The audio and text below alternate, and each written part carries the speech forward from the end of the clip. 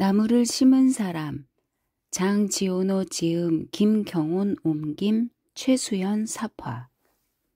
장지오노 1895년부터 1970년. 1895년 프랑스 프로방스 지방의 마노스크에서 구두 수성공의 아들로 태어났다. 가난하여 학교를 제대로 다니지 못하고 18년 동안 은행원으로 일하면서 작가의 길을 걸었다. 1차 세계대전에 참전해 5년여 동안 복무했으며 전쟁의 공포와 끔찍한 사륙을 몸소 겪은 뒤 열렬한 평화주의자가 되었다. 그의 작품들에는 전쟁 반대, 무절제한 도시 문명 비판, 행복의 추구, 자연과의 조화 등과 같은 그의 철학이 담겨 있다. 지오노의 글에는 뚜렷한 도덕적인 목표가 있는데 그것은 참된 삶의 목표를 찾는 것이다. 그는 1954년에 콩쿠르상 심사위원으로 선출되고 1961년에 칸 영화제 심사위원, 1963년에 모나코 문학위원회 심사위원을 맡았다. 1970년 10월에 세상을 떠났다. 그의 작품으로는 나무를 심은 사람을 비롯해 진정한 부, 폴란드의 풍차, 목신의 3부작인 언덕, 모미뉴의 사나이, 소생, 그리고 경기병 연작인 지붕 위의 경기병, 광적인 행복, 앙젤로 등이 있다. 한 사람이 참으로 보기 드문 인격을 갖고 있는지를 알기 위해서는 여러 해 동안 그의 행동을 관찰할 수 있는 행운을 가져야만 한다. 그 사람의 행동이 온갖 이기주의에서 벗어나 있고 그 행동을 이끌어 나가는 생각이 더없이 고결하며 어떤 보상도 바라지 않고 그런데도 이 세상에 뚜렷한 자취를 남겼다면 우리는 틀림없이 잊을 수 없는 한 인격을 만났다고 할 수 있다. 약 40여 년 전의 일이다. 나는 여행자들에게는 거의 알려져 있지 않은 고산지대로 먼 여행을 떠났다.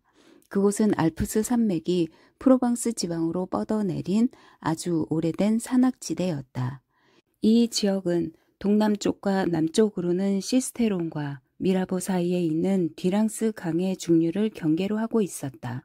그리고 북쪽으로는 드롬 강이 시작되는 곳에서부터 뒤까지 이르는 강의 상류가 그 끝이고 서쪽으로는 콩타브 내생, 평원과 방투산의 산자락이 뻗어내린 곳을 그 경계로 하고 있었다.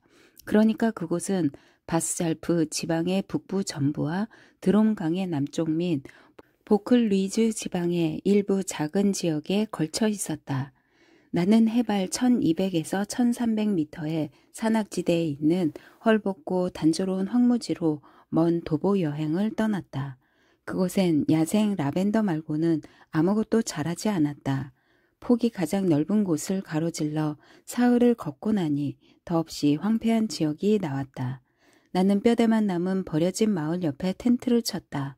마실 물이 전날부터 떨어져서 물을 찾아야만 했기 때문이다. 폐허가 되어 있기는 했지만 낡은 말벌집처럼 집들이 모여 있는 것을 보니 옛날엔 이곳에 샘이나 우물이 있었을 것이라고 생각되었다. 과연 샘이 있긴 했지만 바싹 말라붙어 있었다. 비바람에 사그라져 지붕이 없어져 버린 집 6채, 그리고 종탑이 무너져 버린 작은 교회가 마치 사람들이 사는 마을 속에 있는 것처럼 서 있었다. 그러나 그곳엔 살아있는 것이라고는 전혀 없었다. 햇빛이 눈부시게 쏟아지는 6월의 아름다운 날이었다. 그러나 하늘 높이 솟아있는 나무라고는 없는 땅 위로 견디기 어려울 만큼 세찬 바람이 불고 있었다. 뼈대만 남은 집들 속으로 불어닥치는 바람 소리는 마치 짐승들이 먹는 것을 방해받았을 때 그러는 것처럼 으르렁거렸다. 나는 텐트를 걷지 않을 수 없었다. 그곳에서부터 5시간이나 더 걸어보았어도 여전히 물을 찾을 수 없었고 또 그럴 희망마저 보이지 않았다. 모든 곳이 똑같이 메말라 있었고 거친 풀들만 자라고 있었다. 그런데 저 멀리에 작고 검은 실루엣 하나가 서 있는 것 같았다. 나는 그 모습이 홀로 서 있는 나무의 둥치가 아닌가 착각했다. 혹시나 하고 그곳을 향해 걸어가 보니 그것은 한 양치기였다. 그의 곁에는 양 30여 마리가 뜨거운 땅 위에 앉아 쉬고 있었다. 그는 나에게 물병을 건네주었다.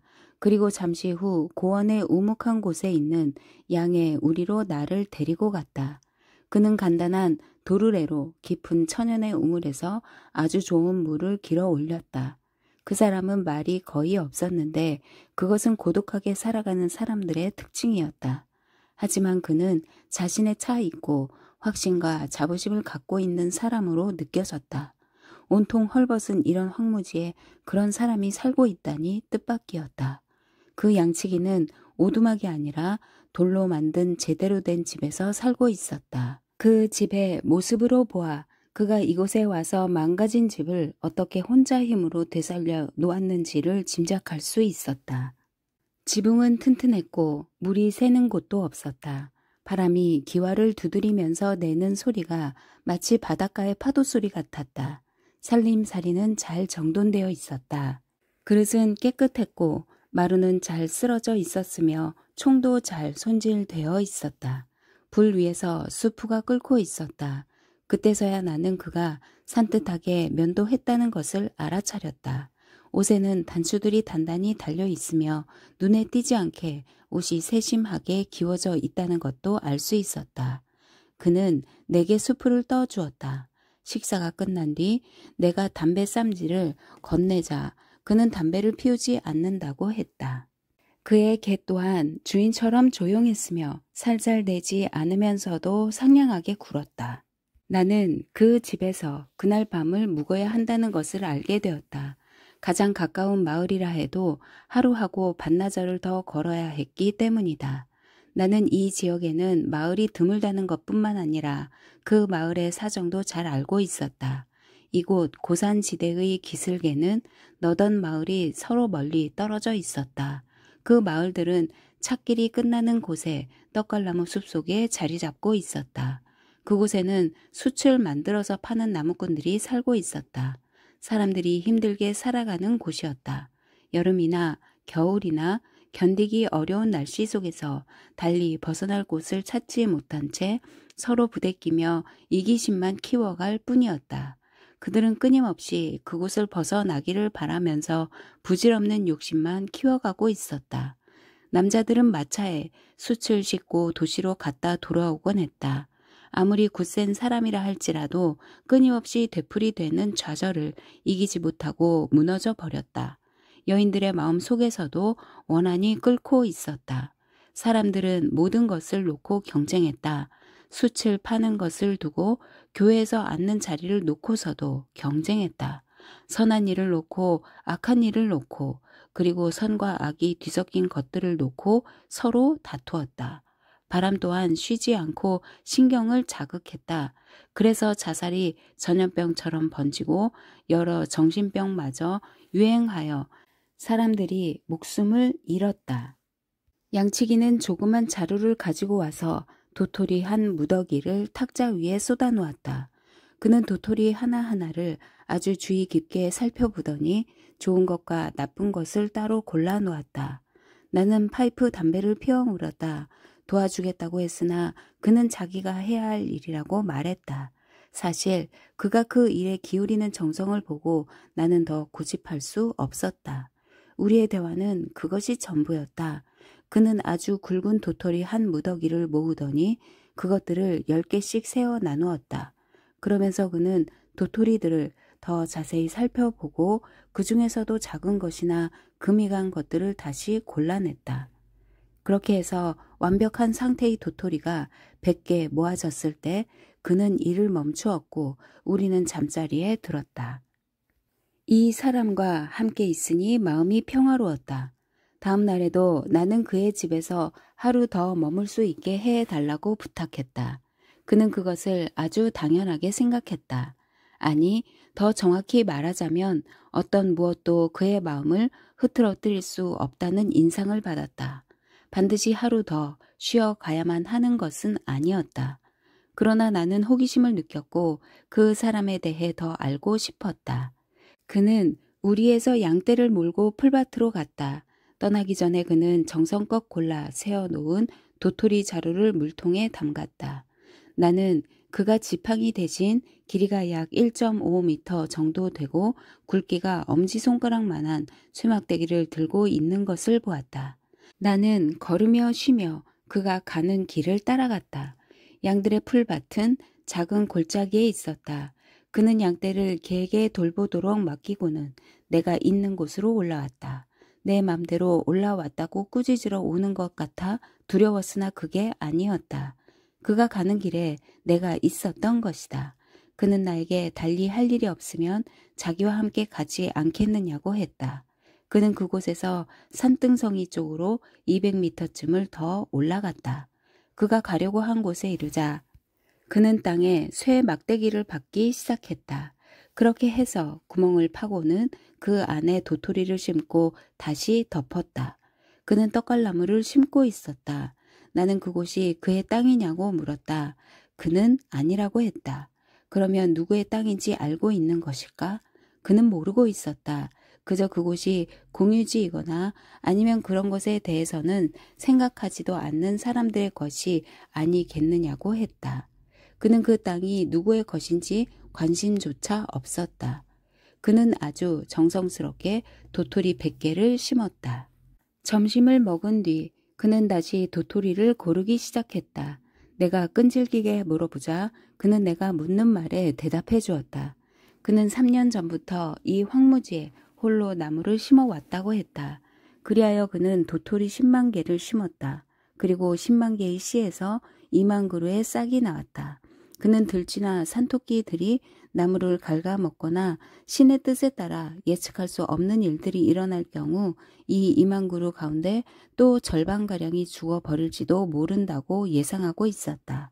그렇게 되면 예전에는 아무것도 없었던 이 땅에 떡갈나무 1만 그루가 살아남아 자라게 될 것이다. 그제야 나는 그의 나이가 궁금했다. 그는 분명히 50살이 넘어 보였다. 그는 자신의 나이가 55살이라고 했다. 이름은 엘제아르 부피에였다. 지난날 그는 평지에 농장을 하나 가지고 자신의 꿈을 가꾸며 살았다고 했다. 그러나 하나밖에 없는 아들이 죽고 나서 아내마저 세상을 떠났다. 그 뒤 그는 고독 속으로 물러나 양들과 개와 더불어 한가롭게 살아가는 것을 기쁨으로 여겼다. 그는 나무가 없기 때문에 이곳의 땅이 죽어가고 있다고 생각했다. 그는 달리 해야 할 중요한 일도 없었으므로 이런 상태를 바꾸어 보기로 결심했다고 덧붙였다. 그 당시 나는 젊지만 혼자 살고 있었으므로 다른 고독한 사람들의 영혼에 섬세하게 다가갈 줄 알았다. 그런데도 나는 한 가지 실수를 저지르고 말았다. 정확히 말하면 나는 젊은 나이 탓에 나 자신과 관계된 일이나 행복을 추구하는 것만을 마음에 두고 미래를 상상해 보았던 것이다.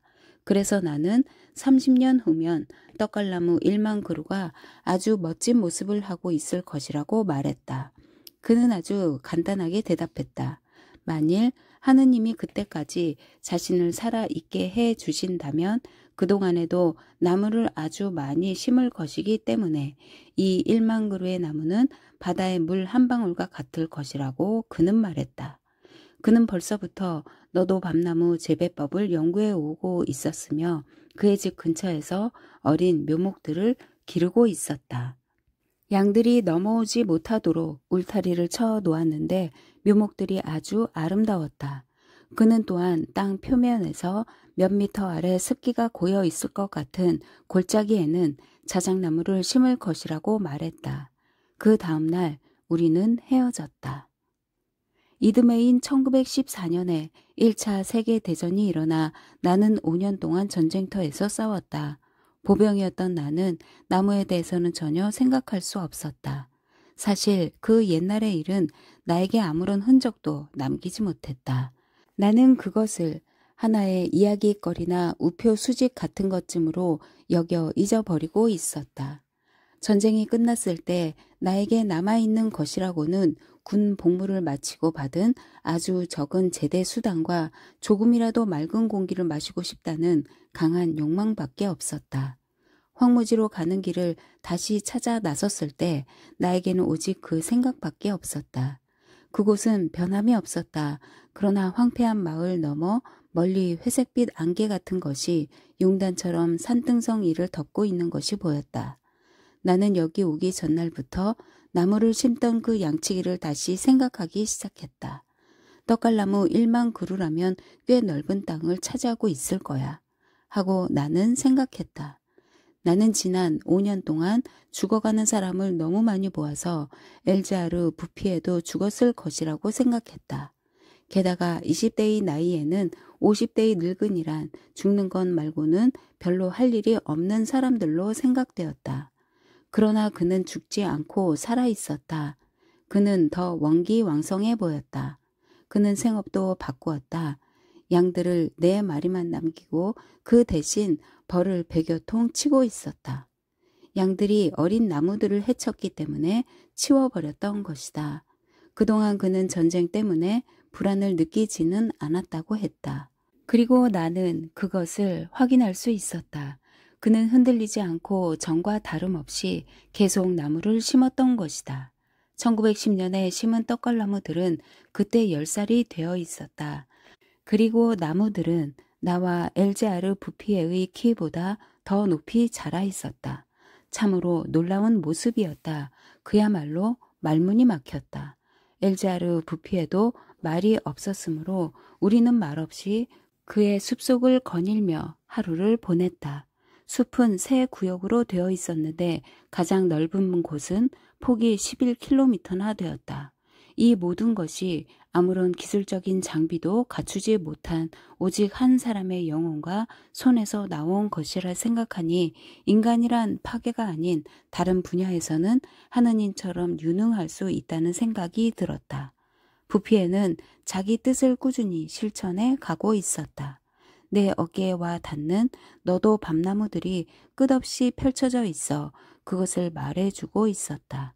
떡갈나무는 들쥐나 토끼들에게 갉아먹힐 나이를 지나 빽빽하게 자라나 있었다. 만약 신이 이 창조물을 파괴하려는 뜻을 갖고 있다면 앞으로는 태풍의 힘을 빌려야 할 것이다. 그는 훌륭한 자작나무 숲도 보여주었다. 5년 전, 그러니까 1915년 내가 베르댕에서 싸우던 시기에 심은 나무들이었다. 땅속에 습기가 있을 것이라고 예상했던 골짜기마다 자작나무를 심었던 것이다. 자작나무들은 젊은이처럼 부드러웠고 아주 튼튼하게 서 있었다. 창조란 꼬리를 물고 새로운 변화를 가져오는 것 같았다. 하지만 엘자르 부피에는 그런 데에는 관심이 없었다. 아주 단순하게 자신이 할 일을 고집스럽게 해 나갈 뿐이었다. 마을로 다시 내려오다가 나는 개울에 물이 흐르는 것을 보았다. 사람들이 기억하는 한 그 개울은 언제나 말라 있었다. 자연이 그렇게 멋진 변화를 잇따라 만들어내는 것을 나는 처음 보았다. 아주 오랜 옛날에는 이 말라붙은 개울에도 물이 흐르고 있었다고 한다.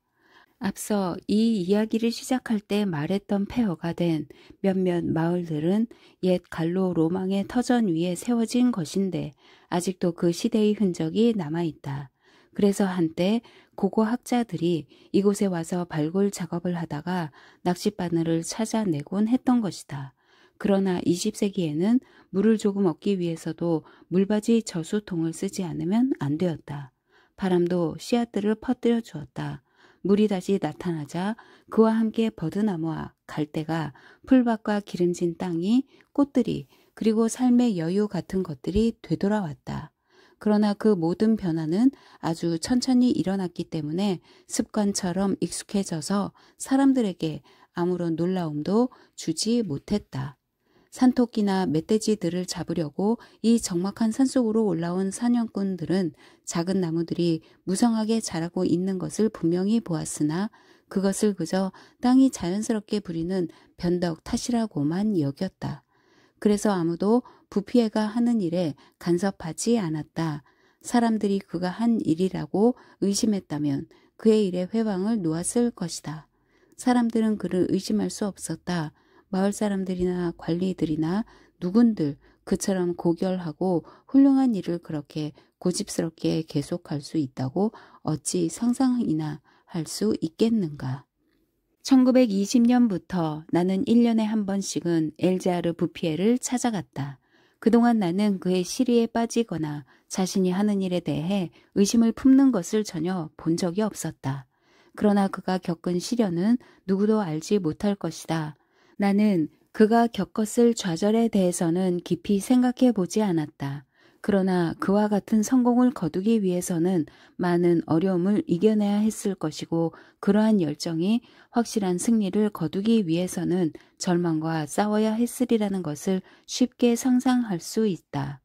한때 엘자르 부피에는 1년 동안에 1만 그루가 넘는 단풍나무를 심었으나 모두 죽어버린 일도 있었다. 그래서 그 다음 해에는 단풍나무를 포기하고 떡갈나무들보다 더 잘 자라는 너도 밤나무를 심었다. 하지만 이런 특별한 인격을 가진 사람을 더 깊이 이해하려면 우리는 그가 홀로 철저한 고독 속에서 일했다는 것을 잊어서는 안 된다. 그는 너무나도 외롭게 살았기 때문에 말년에는 말하는 습관을 잃어버리기까지 했다. 아니, 어쩌면 말할 필요를 느끼지 못했던 것이 아닐까?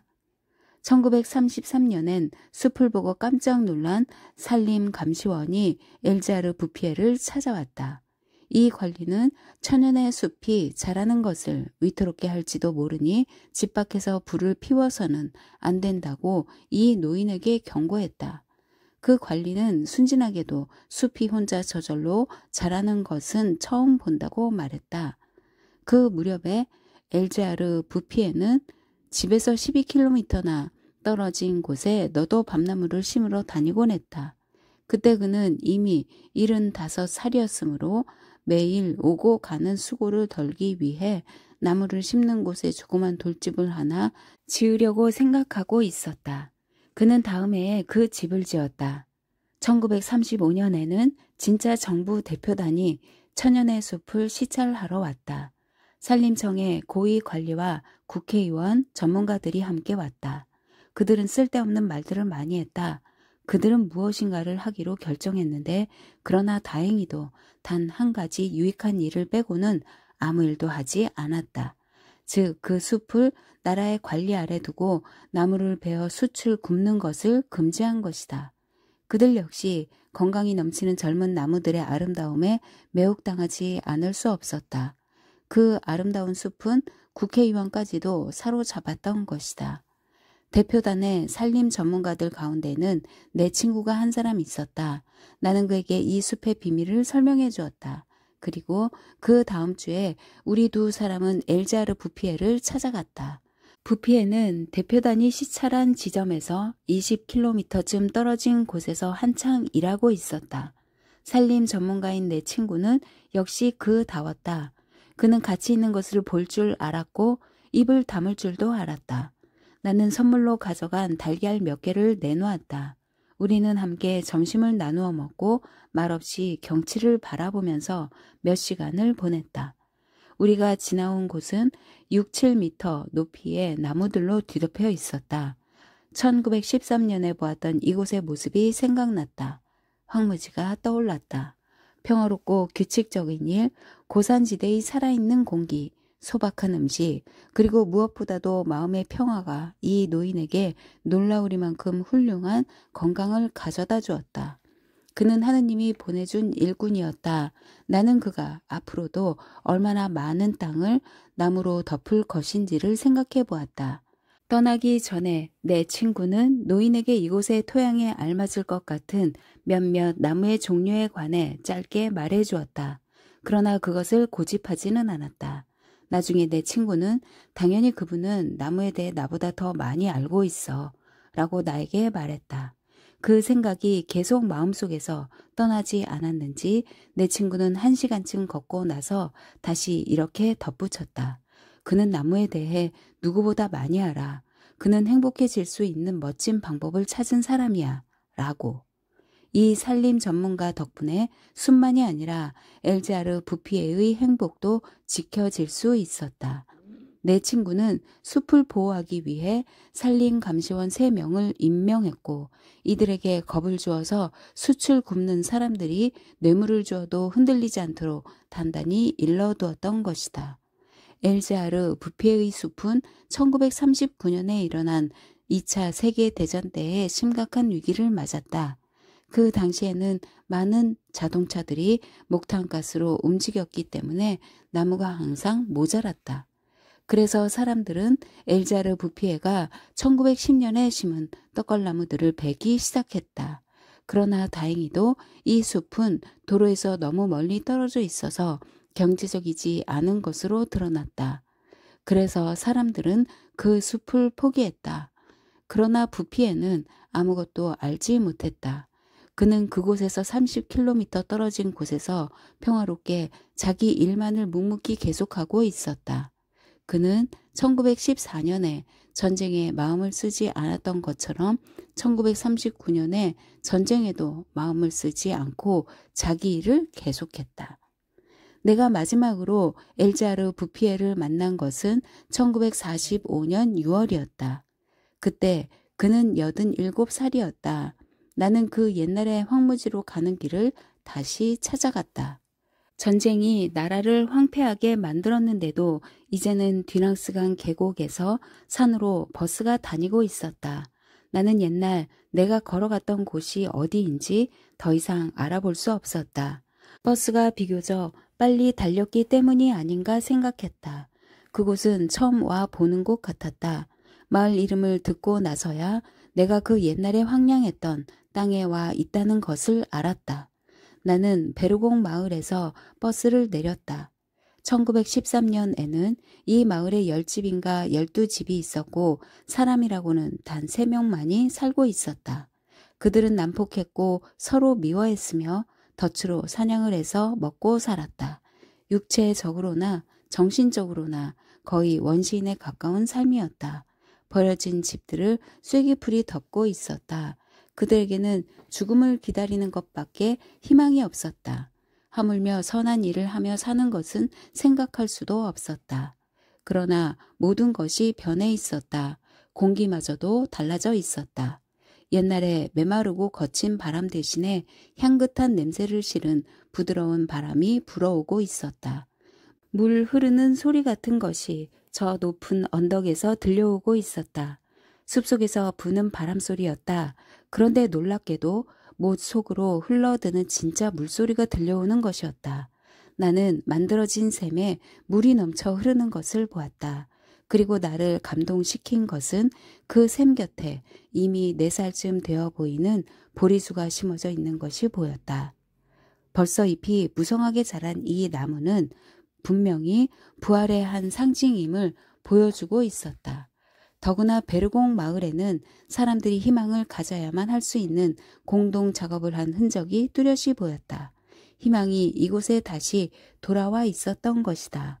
마을 사람들은 망가진 집과 담을 모두 허물고 집 5채를 새로 지었다. 그 뒤로 마을 사람들의 수는 28명으로 늘어났는데 그 가운데에는 젊은 부부도 4쌍이 끼어 있었다. 산뜻하게 벽을 바른 새 집들이 채소밭에 둘러싸여 있었다. 채소밭에는 양배추와 장미, 파와 금오초, 샐러리, 아네모네 등 채소와 꽃들이 어울려 가지런히 자라고 있었다. 그곳은 사람들이 살고 싶은 마을이 되어 있었다. 그곳에서부터 나는 다시 조금 더 걸어갔다. 이제 막 전쟁이 끝난 터라 그곳은 아직은 삶을 활짝 꽃피우지 못하고 있었지만 라자로는 이미 무덤 밖에 나와 있었다. 나지막한 산기슭에는 보리와 호밀이 자라고 있었고 저 아래 좁은 골짜기에는 풀밭이 파랗게 물들어 있었다. 이 고장 전체가 건강과 번영으로 다시 빛나기까지는 그로부터 8년밖에 걸리지 않았다. 1913년에 보았던 폐허의 땅 위에는 잘 단장된 아담하고 깨끗한 농가들이 들어서서 행복하고 안락하게 살아가고 있음을 보여주었다. 비와 눈이 숲속으로 스며들어 옛날에 말라버렸던 샘들에서 물이 다시 솟아나기 시작했다. 사람들은 그 샘물로 물길을 만들었다. 단풍나무 숲속에 있는 농장들에는 모두 샘이 있었는데 맑은 샘물이 융단을 깔아 놓은 듯한 싱싱한 박하 풀잎 속으로 흘렀다. 마을들이 조금씩 되살아났다. 땅값이 비싼 평야지대의 사람들이 이곳으로 이주해와 젊음과 활력과 모험 정신을 가져다 주었다. 건강한 남자와 여자들, 그리고 밝은 웃음을 터뜨리며 시골 축제를 즐길 줄 아는 소년 소녀들을 길에서 만날 수 있었다.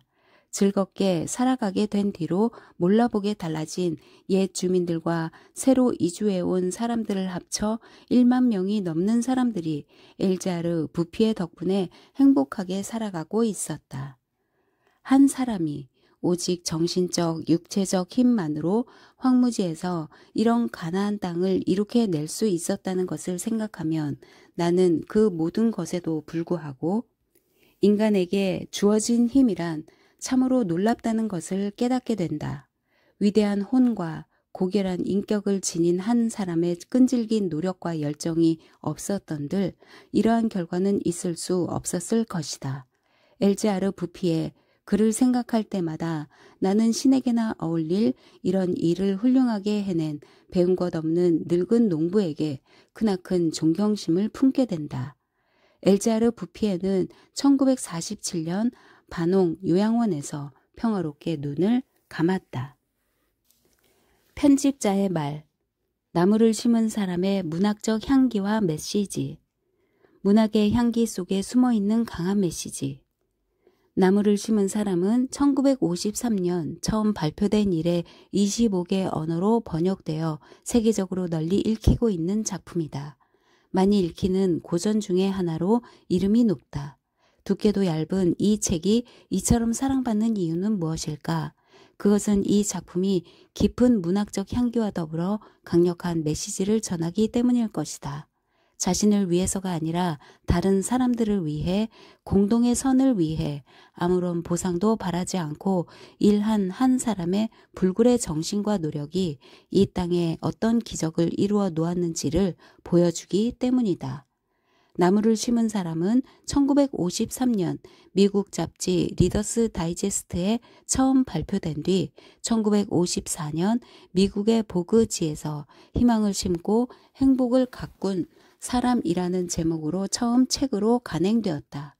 장 지오노는 그가 살던 오트 프로방스의 고산지대를 여행하다가 특별한 사람을 만났다고 한다. 혼자 살면서 해마다 꾸준히 나무를 심고 가꾸는 양치기였다. 그는 홀로 묵묵히 나무를 심어 황폐한 땅에 생명을 불어넣고 있었다.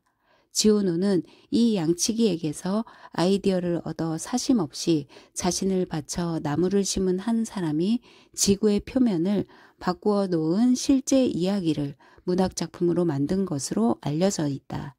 그는 첫 원고를 쓴 뒤 약 20여 년 동안 글을 다듬고 또 다듬어 작품을 완성했다고 한다. 그는 평소 자신의 작품들이 설교가 되기를 원치 않는다고 말했지만 이 작품을 발표할 때에는 자신이 이 소설을 쓴 이유 중 하나가 사람들로 하여금 나무를 사랑하게 하기 위해, 더 정확히 말하면 나무 심는 것을 장려하기 위해서였다고 말했다. 그래서인지 나무를 심은 사람은 세계 곳곳에서 지구 녹화 운동의 자료로 쓰이고 있다. 미국 산림협회가 나무를 심어 지구온난화의 위협을 완화하기 위해 이 책을 교육 자료로 쓰고 있는 것이 그 한 예라고 할 수 있다. 희망의 나무를 심은 사람. 하지만 이 책이 많은 사랑을 받는 가장 큰 이유는 작품의 주인공 엘자르 부피에가 보여준 감동 때문일 것이다. 자신을 위해서가 아니라 우리를 위해 아무런 대가도 바라지 않고 자신을 바쳐 일한 한 사람의 고결한 정신과 실천이 지구의 모습을 바꾸어 놓고 세상을 바꾸어 놓는 기적을 보여주었기 때문이다. 이 작품의 주인공 부피에는 보통 사람인 자신이 거둔 성공을 보여줌으로써 어느 누구도 그런 성공을 거둘 수 있으며 거룩해질 수 있다는 것을 가르쳐준다. 농부인 자기와 마찬가지로 그 누구라도 고결하고 거룩한 생각을 품고 대의를 위해 굽힘없이 목표를 추구해 나가면 위대한 결과를 이루어낼 수 있다는 희망을 심어주고 있다. 그러므로 부피에는 나무를 심은 사람을 통해 우리의 마음속에 희망의 나무를 심어주었다고 할 수 있다. 우리의 메마른 영혼 속에 푸른 떡갈나무를 키워낼 내일의 도토리를 심어준 셈이다. 우리의 삶 주변에서 세계 곳곳에서 대지와 강이 죽어가고 바다가 쓰레기로 신음하는 문명의 위기 속에서 엘자르 부피에는 우리가 마음 먹고 노력하기만 한다면 죽어가는 우리의 자연과 지구를 되살릴 수 있다는 희망을 심어준다.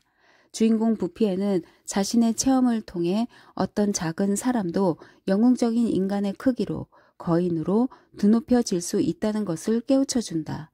누구나 평범한 삶을 비범한 삶으로 바꾸어 놓을 수 있다고 말한다.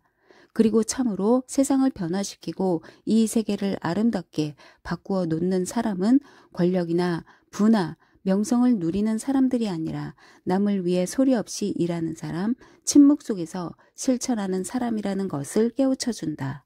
말없이 서두르지 않고 속도를 숭배하지 않고 자기를 희생하며 굽힘 없이 선한 일을 하는 사람들이라는 것을 깨우쳐준다.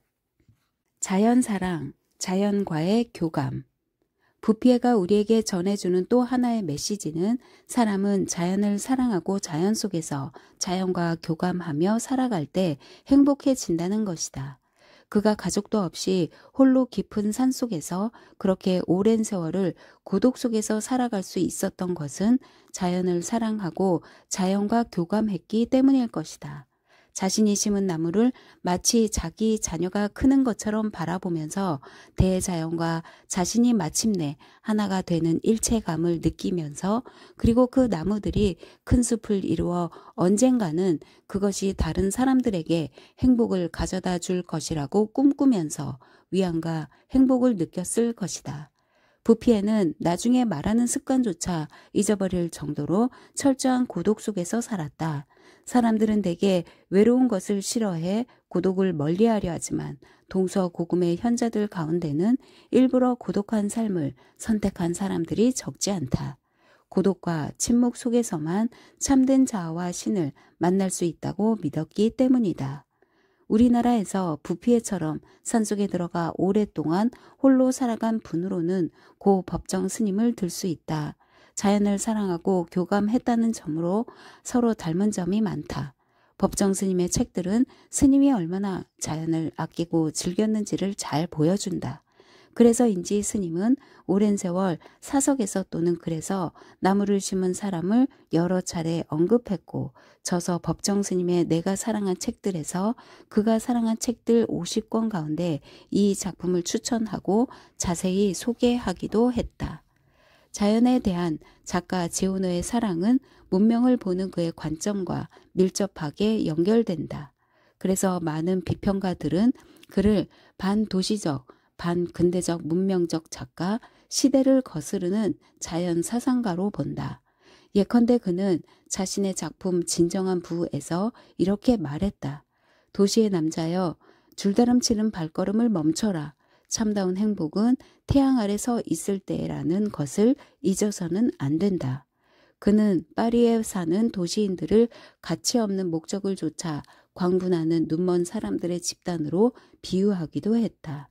그리고 물질 문명에 대한 비판과 더불어 분별 없이 부를 추구하는 것을 경계하면서 광란을 일으키는 돈에 복종해서는 안 된다고 강조했다.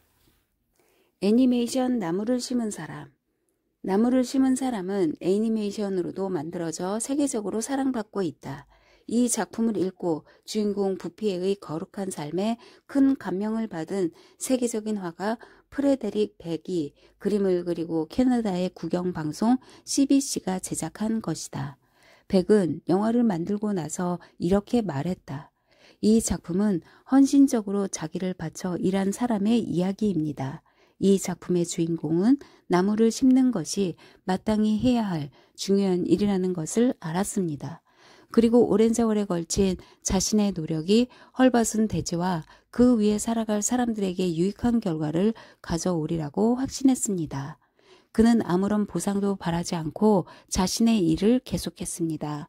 그는 대지가 천천히 변해가는 것을 보는 것만으로 행복했습니다. 그 이상의 것을 바라지 않았습니다.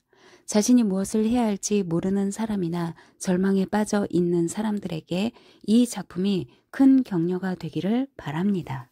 1924년 자알 브리켄 당신은 프랑스령, 지금은 독일 영토에서 태어난 백은 1948년 결혼한 뒤 부인의 나라인 캐나다로 이주하여 5년 반 동안에 그림 2만 장을 그려 이 애니메이션을 완성했다.